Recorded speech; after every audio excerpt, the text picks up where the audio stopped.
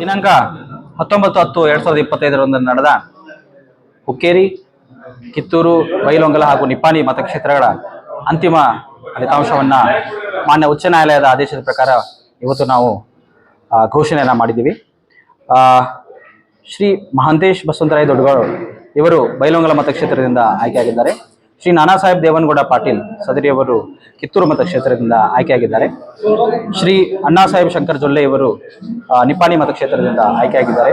ಶ್ರೀ ರಮೇಶ್ ವಿಶ್ವನಾಥ್ ಕತ್ತಿ ಇವರು ಹುಕ್ಕೇರಿ ಮತಕ್ಷೇತ್ರದಿಂದ ಆಯ್ಕೆಯಾಗಿದ್ದಾರೆ. ಒಟ್ಟು ಬೈಲಹೊಂಗಲ ಕ್ಷೇತ್ರದಿಂದ ಆಯ್ಕೆ ಬಯಸಿದ ಅಭ್ಯರ್ಥಿಗಳಾದ ಶ್ರೀ ಮಹಾಂತೇಶ್ ಬಸವಂತರಾಯ ದೊಡ್ಡಗೌಡರು ಇವರು 54 ಮತಗಳನ್ನು ಹಾಗೂ ಶ್ರೀ ವಿಶ್ವನಾಥ್ ಈರನಗೌಡ ಪಾಟೀಲ್ ಇವರು 21 ಮತಗಳನ್ನು ಗಳಿಸಿದ್ದಾರೆ. ಕಿತ್ತೂರು ಮತಕ್ಷೇತ್ರದಿಂದ ಶ್ರೀ ನಾನಾ ಸಾಹೇಬ್ ದೇವನಗೌಡ ಪಾಟೀಲ್ ಇವರು 17 ಮತಗಳನ್ನು ಗಳಿಸಿದ್ದು, ಶ್ರೀ ವಿಕ್ರಮ್ ದಾನಪ್ಪಗೌಡರ ಇನಾಮದಾರ್ ಇವರು 15 ಮತಗಳನ್ನು ಗಳಿಸಿದ್ದಾರೆ.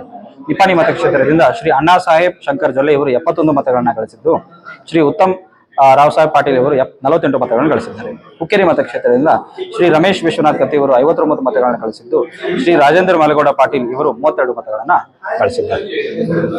ಹೀಗಾಗಿ ಒಟ್ಟು 16 ಮತಕ್ಷೇತ್ರಗಳಿಗೆ ನಾಮನಿರ್ದೇಶಕ ಸದಸ್ಯರನ್ನ ನಾವು ಈಗಾಗಲೇ ಅಭ್ಯರ್ಥಿಗಳನ್ನ ಘೋಷಣೆಯನ್ನ ಮಾಡಿದ್ದೇವೆ. ಅವರಿಗೆ ಪ್ರತ್ಯೇಕವಾಗಿ ಇನ್ನೊಂದು 15 ದಿವಸದಲ್ಲಿ, ಇವತ್ತಿಂದ 15 ದಿವಸದಲ್ಲಿ ನಾವು ಎಲೆಕ್ಷನ್ ಪ್ರೊಸೆಸ್ ಅನ್ನು ಸ್ಟಾರ್ಟ್ ಮಾಡಬೇಕು. ನಾವು ನಾಳೆ ಅಥವಾ ನಾಡಿದ್ರಲ್ಲಿ ಸಪರೇಟ್ ಆಗಿ ಅದರದ್ದು ವೇಳಾಪಟ್ಟಿ ಮತ್ತು ಕ್ಯಾಲೆಂಡರ್ ಆಫ್ ಇವೆಂಟ್ಸ್ ಅನ್ನ ಬಿಡ್ತೀವಿ.